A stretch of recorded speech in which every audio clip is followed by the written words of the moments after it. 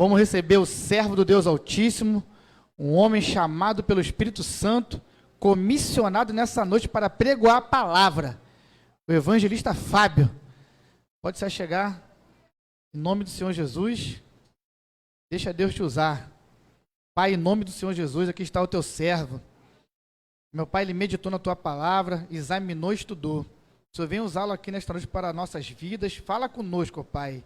Venha fluir nessa noite pelo teu Santo Espírito. Que a tua palavra venha fazer morada em nossos corações e venha trazer o resultado. Em nome de Jesus, amém.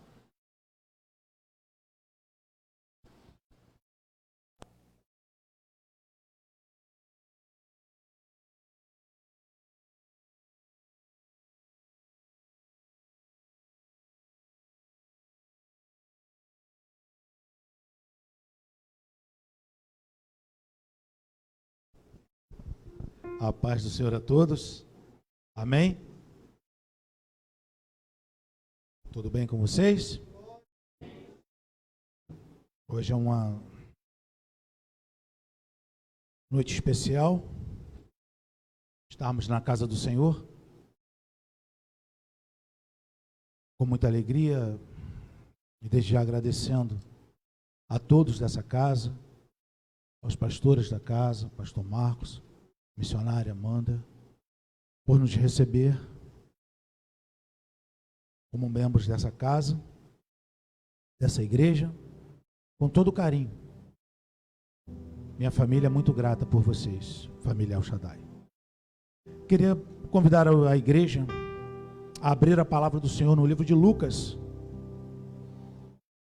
capítulo 15,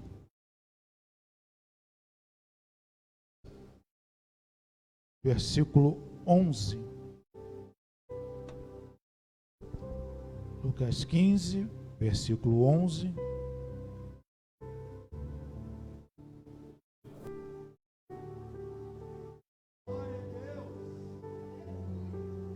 Amém? Amém, igreja? Diz assim a palavra. Tem como título a palavra do filho pródigo. Diz assim: continuou, certo homem tinha 2 filhos. O mais moço deles disse ao pai: Pai, dá-me a parte dos bens que me cabe. E ele lhes repartiu os haveres. Passados não muitos dias, o filho mais moço, ajuntando tudo que era seu, partiu para uma terra distante e lá dissipou todos os seus bens, vivendo dissolutamente. Depois de ter consumido tudo, sobreveio àquele país uma grande fome e ele começou a passar necessidades.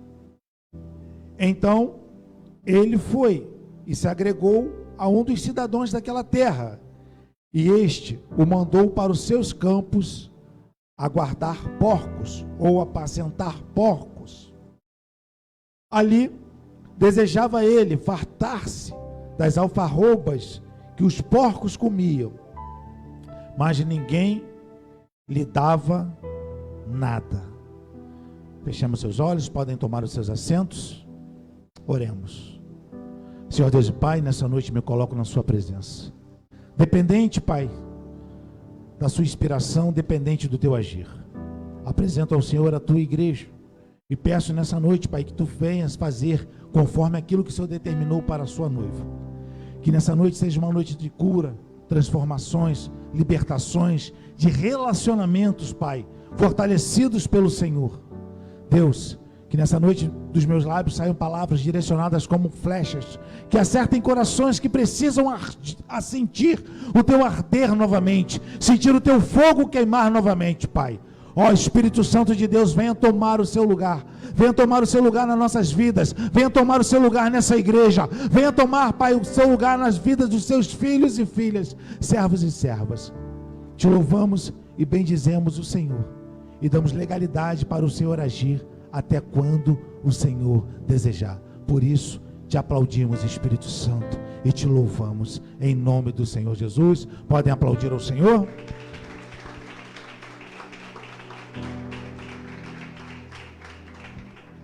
Amém. Bem, o texto que nós lemos aqui, ele compõe a terceira parábola que Jesus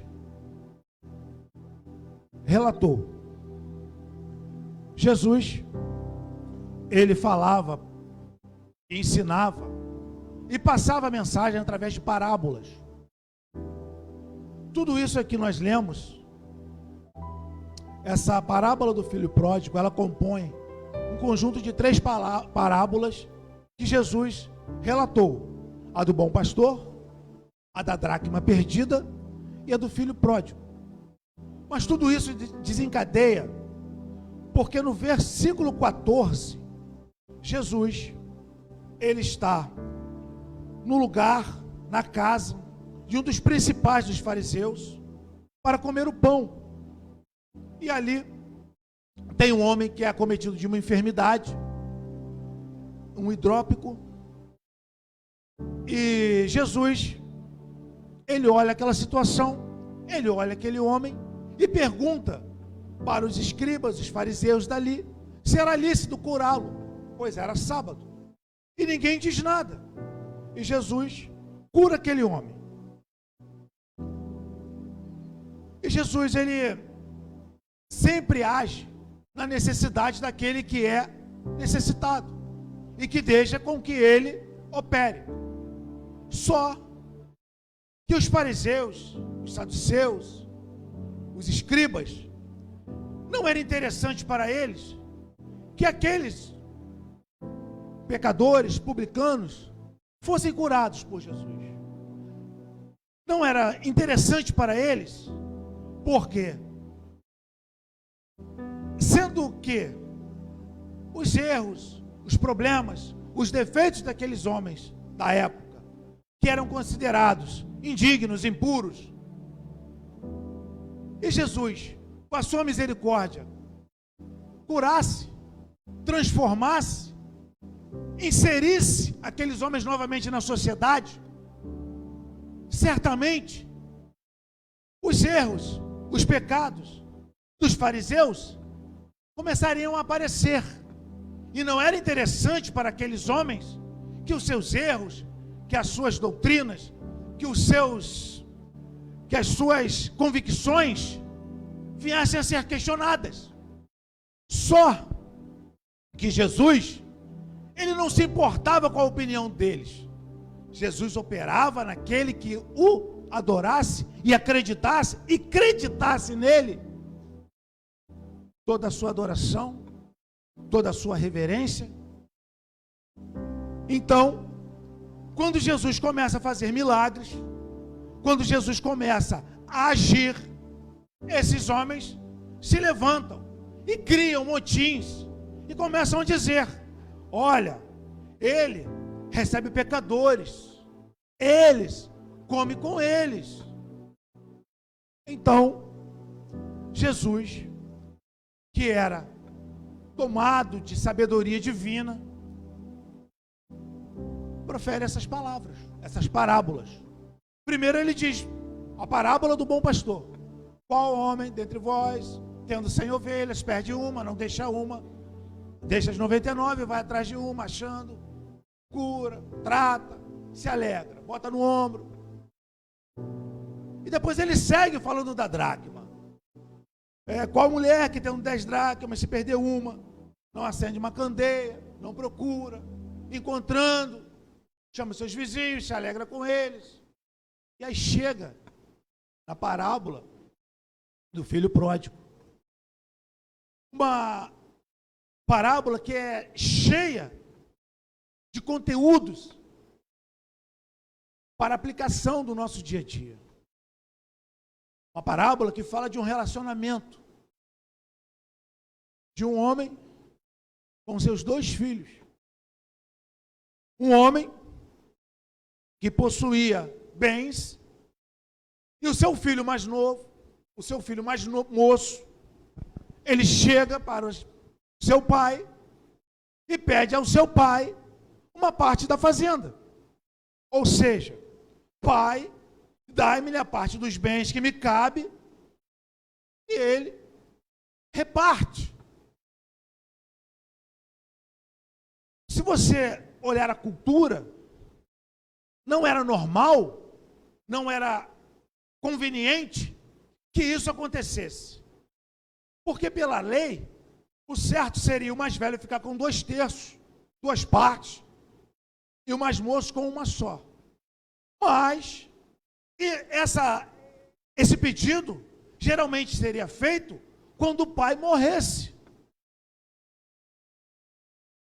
Por quê?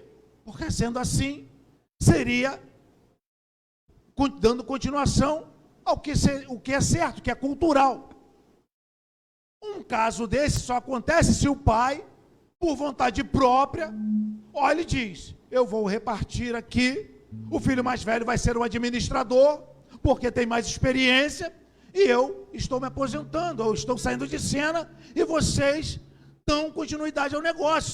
Só que nesse caso, o filho mais novo, ele quebra protocolos. Nesse caso, o filho mais novo, ele quebra regras. Nesse caso, falando abertamente para vocês, mas claro, o filho mais novo diz para o pai: eu quero a minha parte da fazenda e não me importo se você morre ou não, porque para mim você já não existe. O que eu quero é o que é meu por direito. E eu fico olhando e imaginando por que o pai não disse não. Por que o pai não pegou ele pelo pescoço e trouxe ele à realidade? Porque Jesus, ele não quer que você vá até ele pelo que ele tem. Jesus quer que você fique aos pés dele pelo que ele é. Porque o Espírito Santo não vai violar a sua vontade. Se você quer pegar e partir, você vai partir. Mas na hora certa, o Espírito Santo vai falar com você e você vai cair em si e vai ver a besteira que está fazendo. Sendo que esse menino, esse jovem, ele pede. A sua parte o pai reparte. E diz aqui a Bíblia que, não passado muitos dias, ele junta tudo que é seu e vai embora.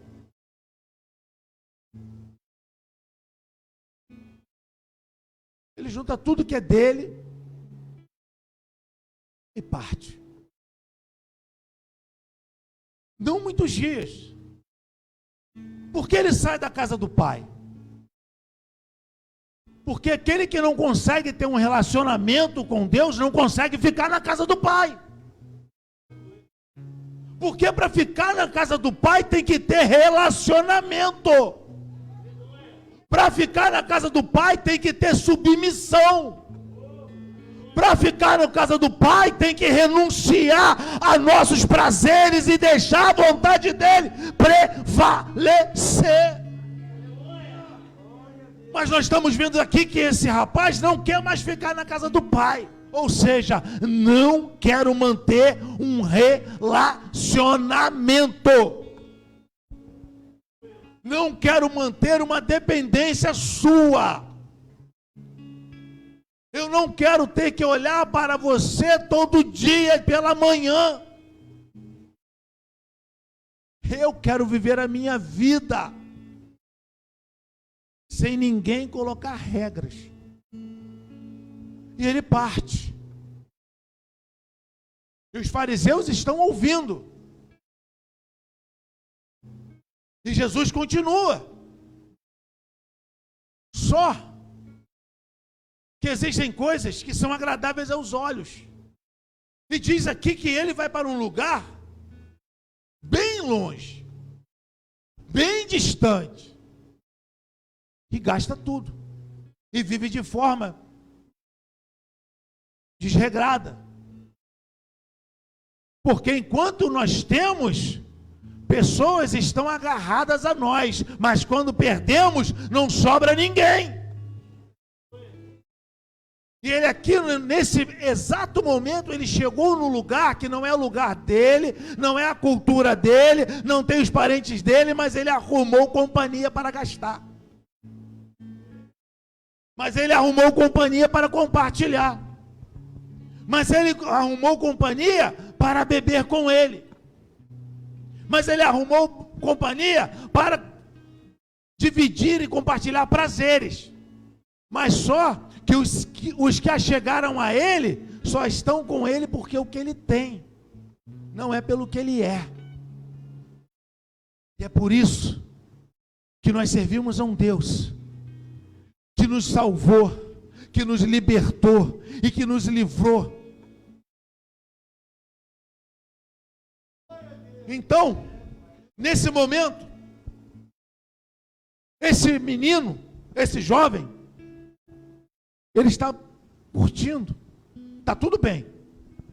Ele nem lembra do pai, ele nem lembra da fazenda, ele nem lembra de onde ele saiu, ele nem lembra dos alimentos que ele tinha, ele nem lembra das regras que ele tinha que cumprir. Não, está tudo prazeroso. Imagina.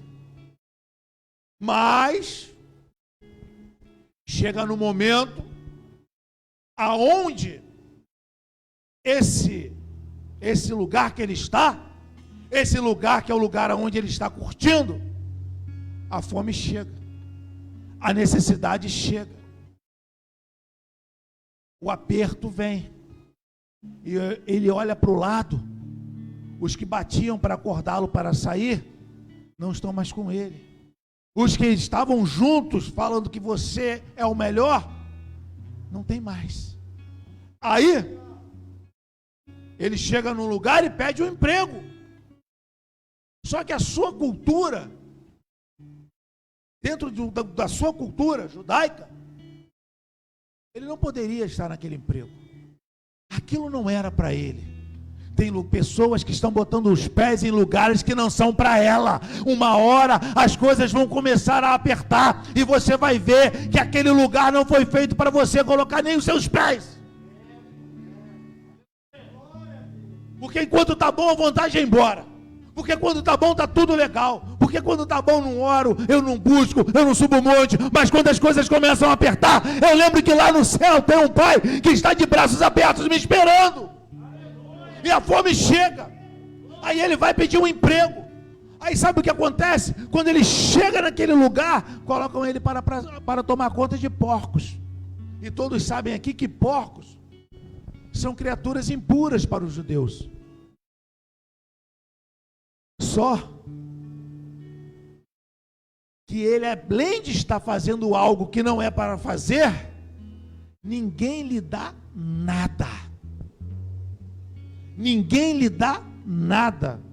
E ele olha aqueles porcos comendo alfarrobas, que são vagens, que os fazendeiros, os que cultivavam, eles davam essa vagem para os porcos. Por quê? Porque elas enchiam o estômago do porco, do animal, e elas também eram saborosas, e assim a carne também ficava saborosa.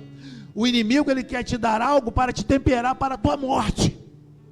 Sabe por quê? Porque no momento certo, quando o porquinho estava bem gordinho, ele era abatido. O Satanás quer que nós nos alimentamos com as coisas do mundo, para que na hora da morte, aquele alimento que nós pegamos, que nós provamos, são um alimento para o nosso abate. Parece que é bom, parece que é saboroso, mas eu nunca vi homem, pessoa, ter desejo de comer vagem da árvore. Não. Ele estava vivendo numa situação que era fora da realidade dele. Só que ele começa assim, ó, dar-me. O desejo dele era comer aquelas alfarrobas. Ele não tinha mais nada. Aí aqui não diz o momento quando ele pensa, quando ele volta a si, mas diz que ele, caindo em si, quando ele cai em si, quando ele olha para ele, sujo, fedido, com roupa de porco, aí ele lembra de quê? Dos trabalhadores do meu pai. Eles têm comida em abundância. e eu estou aqui, padecendo necessidade. Lá não falta pão, lá não falta água, lá não falta comida, lá não falta repouso, lá tem tranquilidade. Quantos trabalhadores do meu Pai, eles estão lá no lugar aonde o Pai preparou para ele, e eu saí de lá e estou aqui aonde o inferno está de portas abertas me esperando.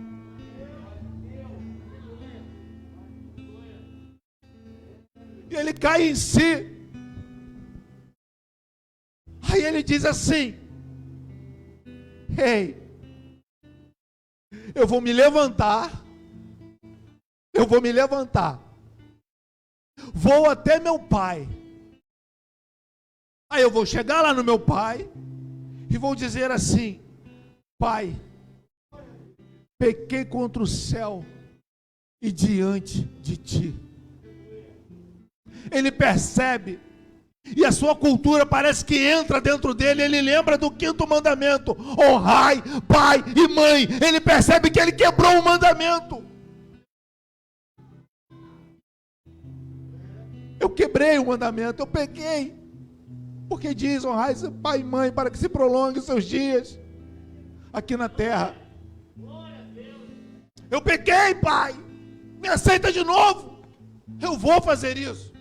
Ele se levanta. E levantar-se mostra que ele já começa a ter um sentimento de humildade, porque antes a soberba estava no seu coração. E diz a Bíblia que a soberba precede a queda, e a altivez do espírito a ruína. Só que ele tem um pai. E o bom é que ele não esqueceu aonde o pai estava. Eu não sei como está o seu relacionamento com o pai, mas você sabe muito bem aonde encontrá-lo. Porque o pai continua no mesmo lugar. A Bíblia diz: buscar-me-eis e me achareis, quando me buscar de todo o vosso coração, e serei achado de ti. O Pai está no mesmo lugar, só depende de você sair e ir ao encontro dele. Não importa o que a mídia diz, não importa o que o vizinho diz, não importa o que os amigos dizem, o Pai continua o mesmo. Foi você que renegou a ele, mas hoje é restauração.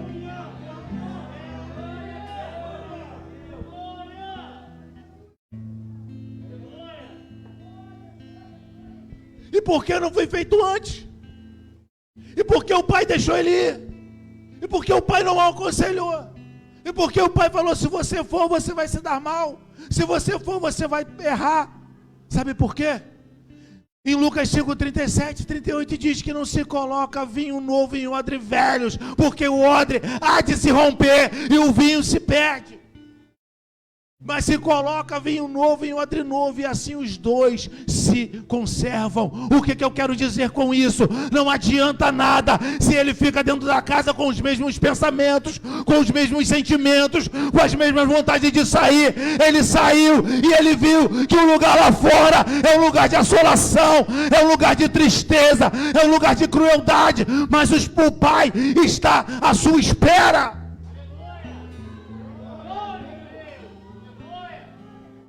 Eu não sei se alguém aqui saiu da casa do pai, mas hoje é dia de deixar o seu coração aberto, tirar todas as suas mágoas, todos os seus rancores, todos os seus anseios, todos os seus medos, e ser cheio, cheio, cheio, cheio da presença do Espírito Santo. E se tiver alguém aqui também que está com o relacionamento abalado, começa agora a pedir a Deus para que hoje é restauração de aliança, aliança inquebrável. Uma aliança, ela é inquebrável, e o Senhor quer refazer essa aliança contigo.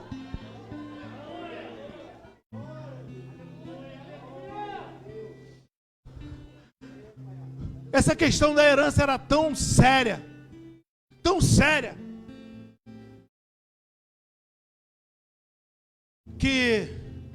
Quando Acabe chega para Nabote, pede a sua vinha, porque ele queria fazer uma horta, aquela horta seria do lado da...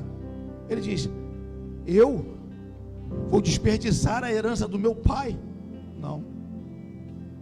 A herança dos meus pais eu não posso desperdiçar. Entenda, você tem uma herança que vem dos céus. O mundo está te dando oferta, o mundo está fazendo proposta, mas não desperdiça. A herança que o Pai tem para você, ela é lá nos céus, lá nos céus, lá nos céus. E ele levanta, e ele vai.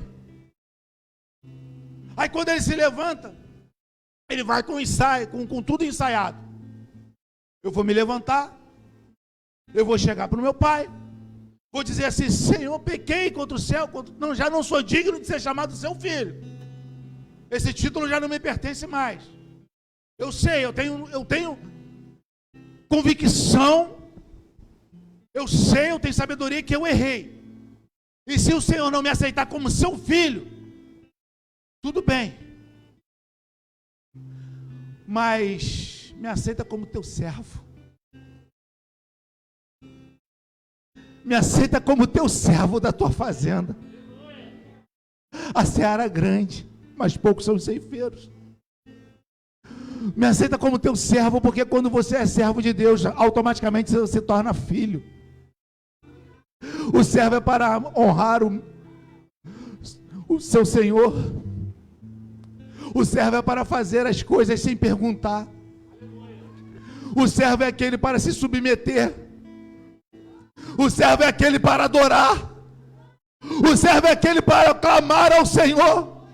O servo é aquele que, independente das situações, honra aquele que ele serve. Eu não sei o que você quer hoje, mas é um caminho para você, e é melhor ser servo do Senhor do que servir ao inimigo. Então nessa noite, eu não sei se você pecou, eu não sei se você em algum momento foi embora, mas hoje tem um lugar para você na mesa. O banquete vai ser servido.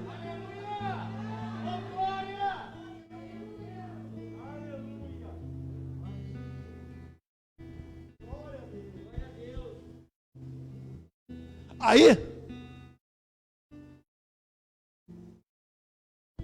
quando ele chega, diz aqui no 20, levantando foi a seu pai. Vinha ele ainda longe, quando seu pai o avistou. E compadecido dele,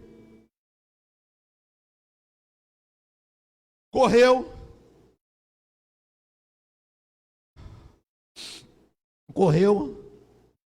o abraçou e o beijou.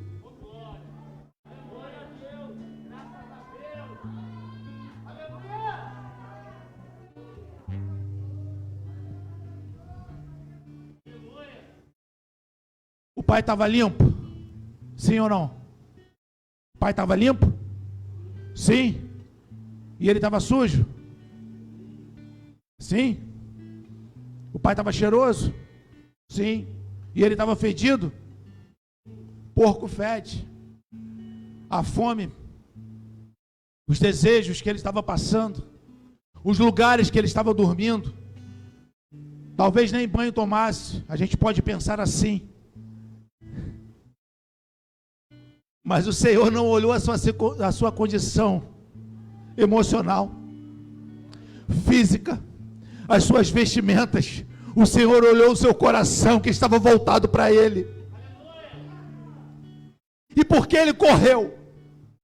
A resposta é porque ele estava caminhando há tanto tempo. Porque o lugar que ele foi era um lugar longe, não era?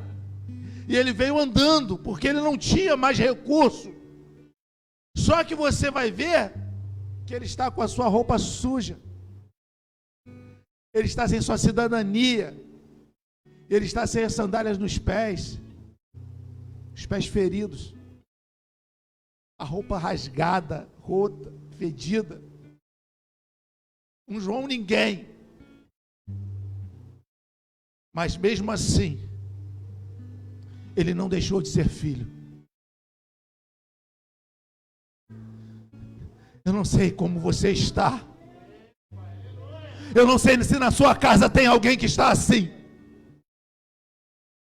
Mas entenda, ele nunca vai deixar de ser filho. Você nunca vai deixar de ser filho e de ser filha.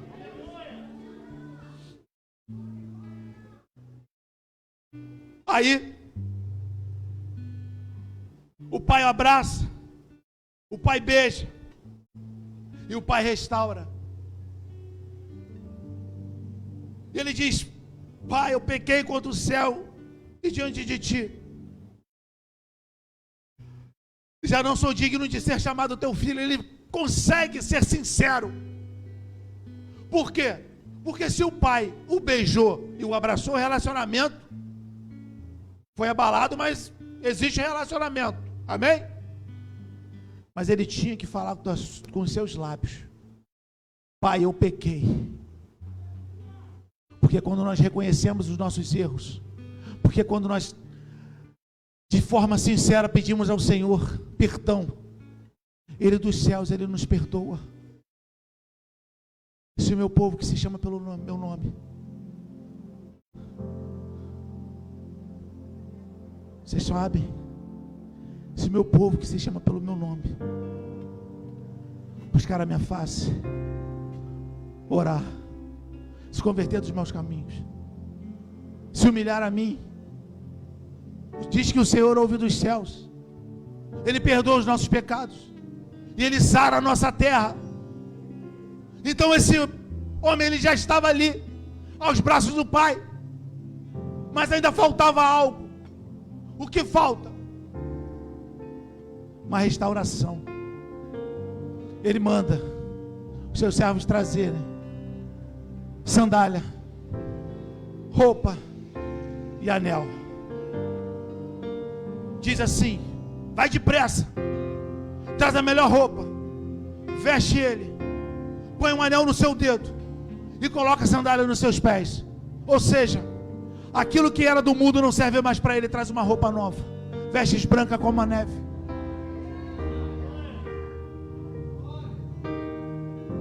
O anel, o anel, bota no dedo dele, porque ele tem cidadania, ele tem família. Você antes não era nada, agora você é filho de Deus. E o inferno vai ter que reconhecer isso. O inferno vai ter que reconhecer que perdeu.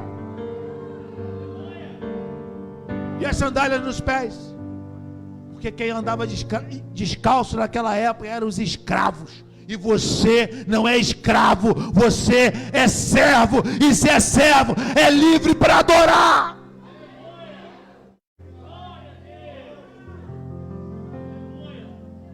E o que ele tinha mais?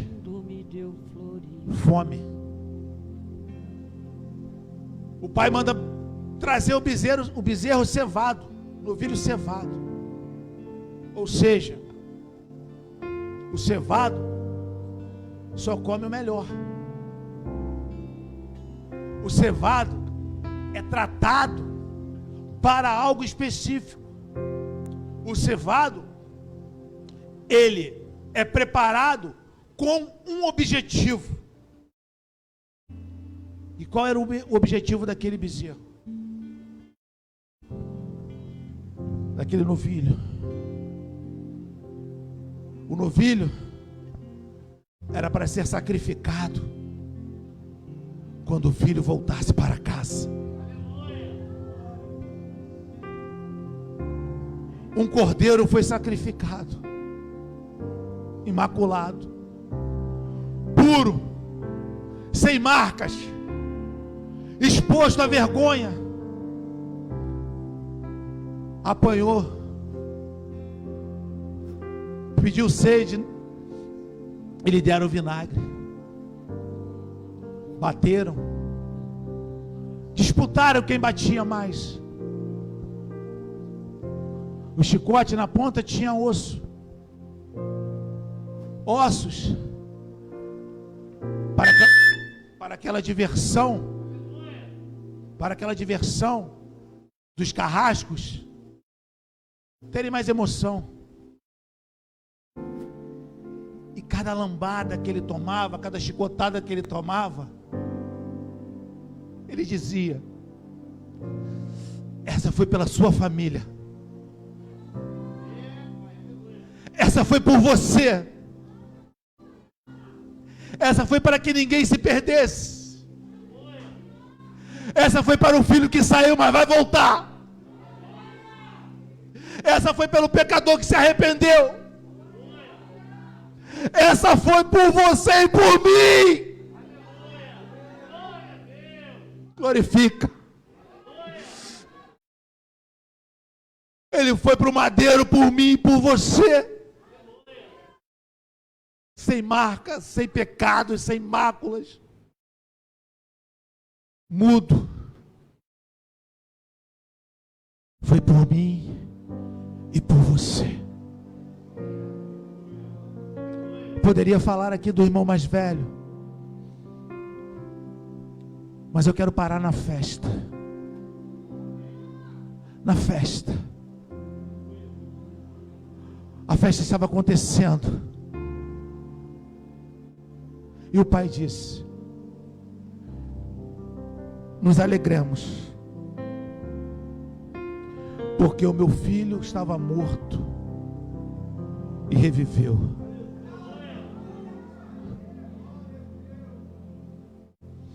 Estava perdido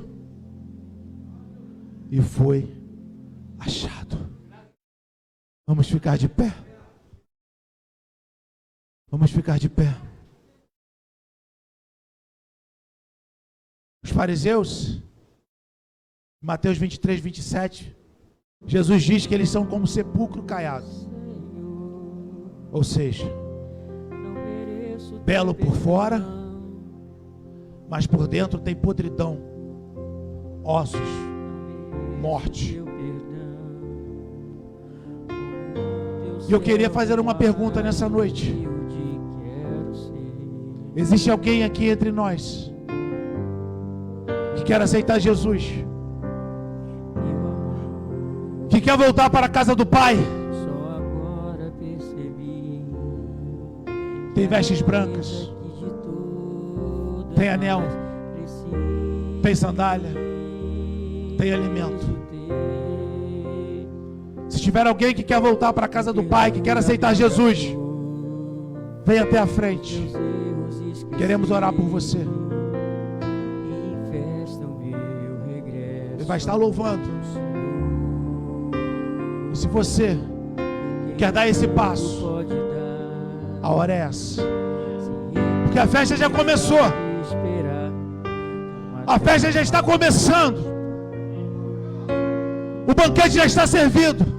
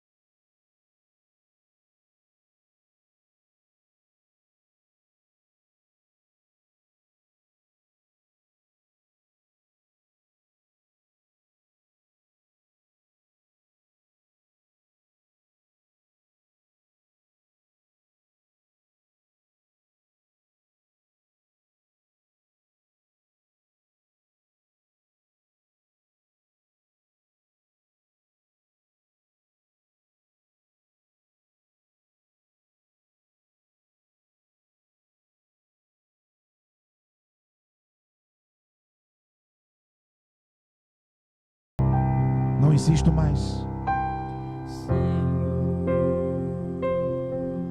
Não mereço teu perdão, como o teu servo mais humilde quero ser.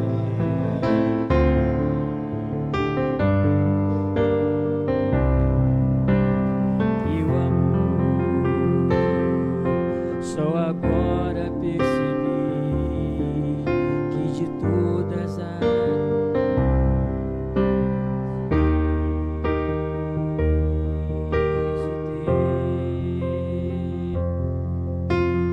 Aleluia, Jesus.